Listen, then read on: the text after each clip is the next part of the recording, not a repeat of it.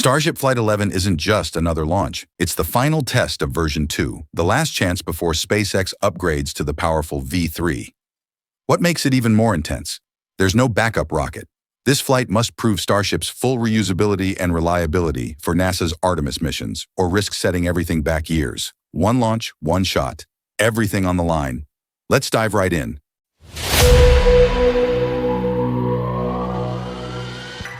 Tonight, SpaceX will attempt its fifth and final test of Starship Flight, a vehicle that's already rewritten what we thought possible in modern rocketry. But this isn't a typical demo flight. It's a proof of survival, a data-gathering mission where everything learned here determines what happens next, whether SpaceX moves forward with Starship Flight 3 in 2026 or is forced to pause. What makes Flight 11 so critical is that it combines old hardware with new ambitions. The Super Heavy booster lifting off tonight has already flown once before, and 24 of its 33 Raptor engines are reused. That's not just a test, that's a message. SpaceX believes reusability is ready for prime time, and if these engines can perform flawlessly after being fired multiple times, it means SpaceX is inching toward the holy grail of rocket design, true repeatability. That's why experts across the world are paying attention. This is where bold vision meets brutal engineering reality. Every Starship flight has pushed boundaries, but Flight 11's landing profile might be the boldest yet. Instead of the usual 13-engine ignition that drops straight into a 3-engine landing, SpaceX will test a 3-phase descent sequence never before attempted. Phase 1. 13 engines ignite to slow the fall from hypersonic velocity. Phase 2. 5 engines take over, adjusting trajectory mid-descent. Phase 3. 3 central engines handle the final burn for touchdown. This is an enormous leap in control and complexity. By spreading the workload across more stages, SpaceX gains engine redundancy, a safety buffer if one engine shuts down mid-descent. In simple terms, if this works, it's a masterclass in controlled chaos, and the foundation for Mechazilla's future rocket-catching system. And it's all happening without returning to Starbase. Instead, the booster will splash down in the Gulf of Mexico to push its performance envelope as far as physics allows. No landing pad, no catch arms, just data, fire, and ocean. While all eyes are on the booster, the upper stage, Starship itself, is carrying out a mission that could define the future of spaceflight. For the first time, SpaceX will attempt a dynamic banking maneuver during re-entry. This move mimics how future starships will steer themselves for controlled landings back at Starbase, not just ocean splashdowns. As the ship re-enters the atmosphere over the Indian Ocean, it'll tilt its massive flaps and perform a controlled roll to test new guidance algorithms and heat shield response. This moment, lasting mere seconds, will tell SpaceX whether its current heat shield design can survive lunar-level re-entry speeds. It's not flashy, but it's everything, because without that control, no astronaut is landing safely on the moon. As Flight 11 prepares for launch, something symbolic is happening on the ground. The retirement of Launch Mount 1, the same platform that supported Starship since 2021. That pad has survived explosions, overpressure blasts, even molten debris. It was repaired, modified, and pushed beyond design limits, yet it kept the program alive. Now SpaceX is already dismantling it. Why? Because Flight 11 is the final farewell before a new generation of infrastructure rises. A launch mount with a reinforced flame trench, stainless steel cooling systems, and a dual-sided flame diverter, the first of its kind. It's not just about durability, it's about frequency. This new pad will allow weekly launches, something that will make NASA's lunar refueling plan actually possible. The message is clear. SpaceX isn't waiting for the future. They're building it. NASA isn't treating Flight 11 as a test. They're treating it as a report card, because the entire Artemis mission architecture, including human landing, lunar base construction, and long-term presence, depends on starships to launch, refuel, and relaunch fast. The lunar version of Starship will require multiple launches just to fill its tanks in orbit. That means SpaceX must master high-frequency flight and cryogenic propellant transfer, both of which start here. NASA's own reports label Starship as the pacing item of Artemis 3, meaning it's the biggest factor determining whether astronauts set foot on the moon before 2030. If tonight's test goes well, it brings Artemis years closer. If it fails, the entire timeline shifts, and billions in lunar planning hang in limbo.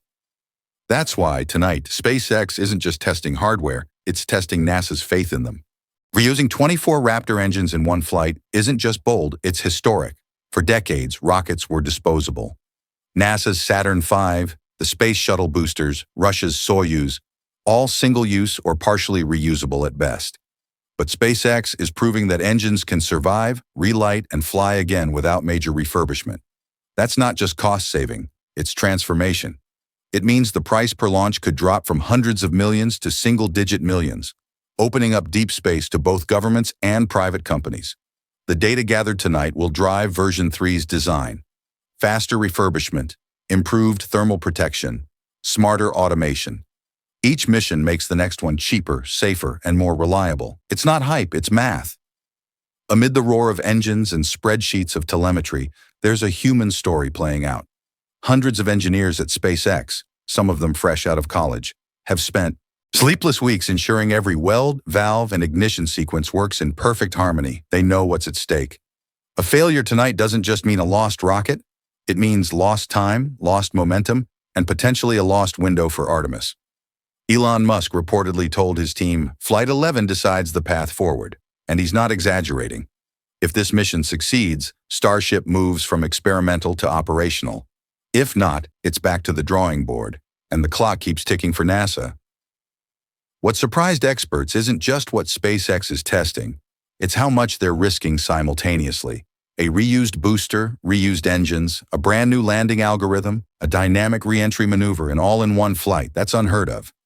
Traditional aerospace programs would take 5 years to test those systems separately. SpaceX does it all at once.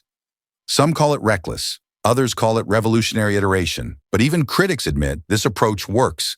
Each explosion, each anomaly, and each fix brings SpaceX closer to true mastery.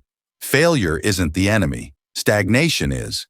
That's why even NASA engineers quietly admit we're learning from them. If Flight 11 delivers, it unlocks far more than a moon landing. It's the key to interplanetary logistics, the ability to build, launch, and refuel spacecraft on a scale humanity's never seen. NASA's Artemis 4 and Artemis 5 missions will depend on upgraded starships that can stay on the lunar surface for weeks, dock with the Gateway Station, and deliver tons of cargo. That's Phase 1. Phase 2 is Mars. Every reusable Raptor, every refined heat shield, every launch pad upgrade, it all adds up to one idea: making other worlds accessible. So when people say, why test again? The answer is simple. Because every test like Flight 11 brings the impossible closer to possible. Behind all this innovation lies a global race. China is preparing for its own lunar landing by 2030. Blue Origin is racing to develop its Blue Moon lander. Even Russia has rejoined the game. This isn't just about rockets, it's about leadership. Whoever perfects reusable heavy-lift flight first sets the pace for humanity's expansion into space. That's why tonight, the entire world is watching a patch of Texas coastline, because what happens there could define the next 50 years of space exploration. As the countdown begins, Starship stands tall under the night sky, silent, gleaming, and full of potential. It carries not just fuel and metal, but the weight of human ambition. And tonight, with no backup and no guarantees, SpaceX will find out whether years of relentless iteration can finally turn vision into victory. Because this time, the moon landing depends on this. And that's exactly why Starship Flight 11 is so important. This isn't just another launch.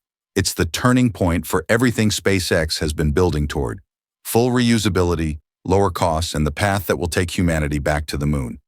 What happens tonight will shape the future of every mission that follows. If you found this breakdown valuable, make sure to like this video, share your thoughts in the comments, and subscribe to Space Hub for more in-depth analysis of every major space breakthrough. Don't forget to turn on notifications so you never miss an update as we follow Starship's journey to the stars. Because this flight isn't just about rockets, it's about the future we're all reaching for together.